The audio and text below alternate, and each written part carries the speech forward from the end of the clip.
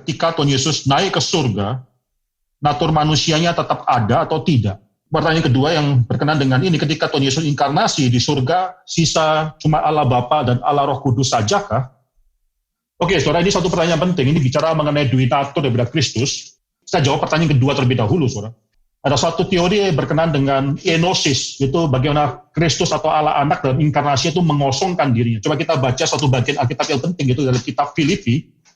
Kitab Filipi pasal yang kedua, saya baca dari ayat yang kelima, keenam, ketujuh. Hendaklah kamu dalam hidupmu bersama menaruh pikiran dan perasaan yang terdapat juga dalam Kristus Yesus, yang walaupun dalam rupa Allah tidak menganggap kesetaraan dengan Allah itu sebagai milik yang harus dipertahankan, melainkan telah mengosongkan dirinya sendiri dan mengambil rupa seorang hamba dan menjadi sama dengan manusia. Soalnya kalimat di sini, saudara, mengosongkan diri itu maksudnya apa? Ya, ketika Allah Anak yang adalah Allah, yang adalah roh adanya, itu masuk ke dalam dunia, dia mengambil natur manusia, mengambil rupa seorang hamba, saudara, menjadi sama dengan manusia, itu harus dengan mengosongkan diri. So, pengosongan diri di sini bukan berarti bahwa Allah Anak itu berhenti menjadi Tuhan. Pengosongan diri di sini bukan berarti Allah Anak itu meninggalkan natur ilahinya. Pengosongan diri di sini bukan berarti bahwa Allah Anak untuk sementara menahan dirinya supaya tidak menjadi Tuhan. Tidak. Mengapa? Karena yang namanya Allah itu tidak mungkin tidak menjadi Allah. Yang namanya Allah bahkan tidak mungkin memiliki kerinduan, keinginan, dan kemungkinan untuk berhenti menjadi Allah. Itu tidak mungkin. Allah adalah Allah karena dia adalah Allah dari kekekalan sampai kekekalan. Bahkan saudara, kalau saya perhatikan dalam pengakuan iman Kalsidon itu dikatakan bahwa natur Allah Anak setelah inkarnasi itu 100% Allah dan 100% manusia. Dia Allah yang sejati dan manusia yang sejati. Inkarnasi tidak membuat natur manusia lebih condong, lebih keluar daripada natur ilahinya. Inkarnasi juga tidak membuat natur ilahinya akhirnya lebih daripada natur manusiawinya. Saudara. Tidak, 100% Allah dan 100% manusia. Maka saudara tidak pernah dikatakan dalam inkarnasi tersebut, lalu Allah Anak berhenti menjadi Allah. Ini pertanyaan menarik dalam pertanyaan kedua ini, apakah di surga lalu berarti tidak ada Allah lagi, karena Allah sudah turun? Saudara, saya tidak percaya hal ini terjadi. Saya percaya, saudara, Allah Anak itu tetap adalah Allah dan dia omnipresent, ada di mana-mana. Di dalam natur manusianya, dia hanya localized, ada di dalam bumi ini, bahkan hanya dalam tanah Palestina itu sendiri. Saudara, kalau perhatikan dalam Filipi pasal 2 ayat ke-7, melainkan telah mengosongkan dirinya. Itu dijelaskan dengan cara apa dia mengosongkan dirinya. Dia mengosongkan diri dengan mengambil rupa seorang hamba dan menjadi sama dengan manusia. Ini adalah divine mathematics. Ini subtraction, mengosongkan diri, mengurangi diri dengan cara menambahkan sesuatu yang tidak seharusnya dia miliki. Dia mengosongkan dirinya dengan menambahkan sesuatu, mengambil rupa seorang hamba, jadi sama dengan manusia. Maka di sini saudara jangan salah mengerti mengenai konsep kenosis ini. Mengosongkan diri daripada Allah Anak bukan dengan dia membuang sebagian natur dia, meninggalkan atau mencopot sebagian natur ilahi dia, tapi dengan menambahkan sesuatu yang baru. Jadi berkaitan dengan pertanyaan selanjutnya, yaitu bagaimana ketika Yesus sudah naik ke surga, apakah natur manusia tetap ada? Saudara, coba kita bandingkan terlebih dahulu, yaitu setelah Yesus bangkit daripada kematian, itu dia memiliki tubuh kebangkitan yang baru, dan sifat tubuh kebangkitan tersebut adalah sifat tubuh yang masih materi, saudara.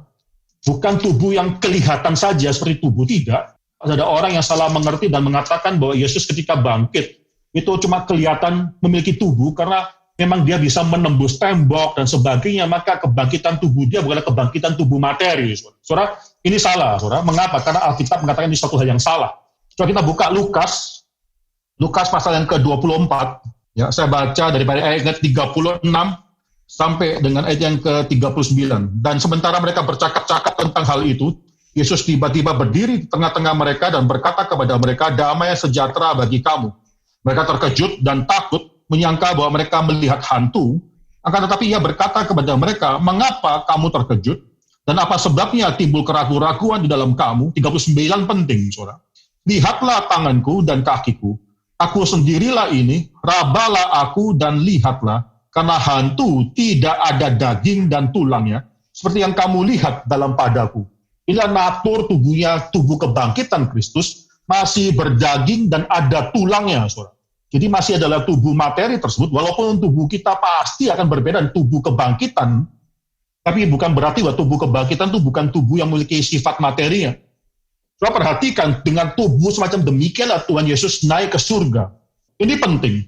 Mengapa? Coba bayangkan kalau Yesus naik ke surga lalu membuang tubuhnya tersebut, saudara akan berpikir bahwa tubuh itu tidak penting. Saudara. Itu bukan teologi kita. Justru karena tubuh demikian penting, ketika Yesus inkarnasi, dia memakai tubuh, dia mengambil rupa manusia, natur manusia.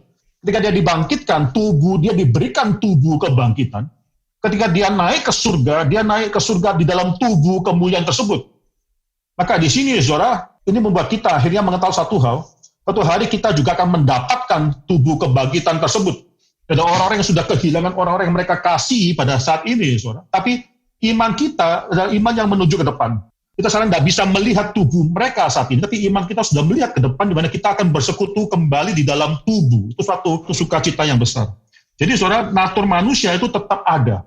Maka Tuhan Yesus itu 100% manusia, 100% Allah, itu bukan cuma inkarnasi saja. Jadi sekarang saat ini dia adalah 100% God and 100% human being, saudara.